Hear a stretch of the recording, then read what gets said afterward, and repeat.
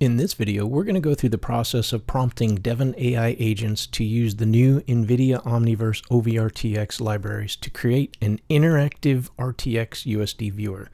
This will allow you to select a prim, move it around the screen, rotate it, whatever you like. I'll drop a link in the description to the project files if you're interested in running this locally yourself.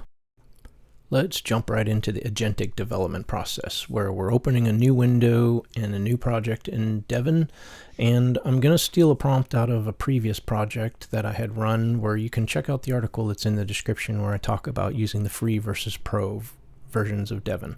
This one's using the pro version, which you'll find performs way better. You can see in the Devin interface that you can pick a model, get an idea for how much each model costs. I'm just going to use adaptive mode, which picks the best model for the project at the appropriate time. And so here we've got the prompt. I'm just refining it a little bit to make sure we get some interactivity. I'm starting up my Conda environment, and I've let Devin know that we're using Conda so that it includes the appropriate commands to ensure that all the dependencies are in our environment. So I verified I have the full daily quota and kick this thing off. As it's exploring the environment and getting a sense for the project, I feel it's important to say that obviously I'm running this at much faster speed. I've sped this up for you so that you don't have to sit the whole 45 minutes this took. We've broken this down to about 5 minutes. And if you look on the left side, you'll see that there are the files that the agent's creating. On the far right, you see the agent working through everything, and you can see that I'm able to analyze every command it's about to run so that I can provide approval to ensure that I'm okay with it. This is how I like to work with AI agents when I'm building software, because I usually like to keep an eye on things and kind of guide it along the way. Sometimes I can just walk away and come back with the project completely done, but in this case, I wanted to evaluate everything, especially since I'm trying to learn how the Omniverse libraries work when it comes to integrating it into other software.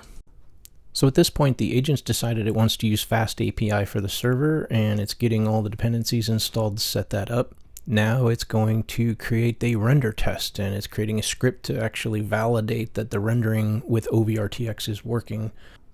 These test scripts are something that the pro model decided to do that the free model didn't, and this has helped this project actually get complete and work perfectly at the end without any errors, because it's navigating any problems while it's working with these scripts. And you can actually watch that happen and go back and track everything down if you wanted. And here again, I'm just continuing to review the files that it's producing, making sure that it's not running any commands I don't want it to. You can see it's testing outputs and making sure that ovrtx is running appropriately by using some logs that it's created. And I'm actively evaluating everything it's generating in the middle section, or the center of the screen here, and that's me checking out all the files, which I personally find useful for learning from agents as they're building tools. At this point, it's ready to build out the server, so it's initiating the Python project and setting up the renderer and the server.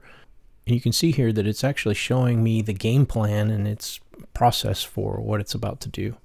And at this point, I just wait. And it's created the client side already. I got an HTML page, there's client-side JavaScript, and styling. And it's creating a Python project TOML and README so that it's got all this documented. And now it's doing some more tests. You can see in these commands that it's calling the OV libraries, which is what I had in this particular project locally. I've set everything up in the files when you go check out the repo so that it all works seamlessly. Now here's where the agent starts to create an additional test for the wrapper, which will actually load the USD scene, just kind of verifying that things work. And it will validate all of that through a ovrtx viewer log that it created. Now here you can see I'm checking out the test wrapper to understand what's going on in it, and you can see that it loads up a test base USDA file that it has created, and we're going to go ahead and check out the ovrtx viewer log and get a sense for what's being output there. And now it's time to check out the README and just get a sense for what's being built. We saw the game plan, and it was cool that it provided the README for us to wrap our heads around what's going on here. I especially love that it went and created a list of features and types of things that you're going to be able to do with this type of application. Let's sometimes you have to ask for that kind of thing, and it's just automatically new. This is important. Here's the features and project structure, which I thought was neat to see included in the README without any additional prompting. So now it looks like it's getting ready to run some curl commands against the local host, and so we must be getting close, right? I'm assuming that we're getting there.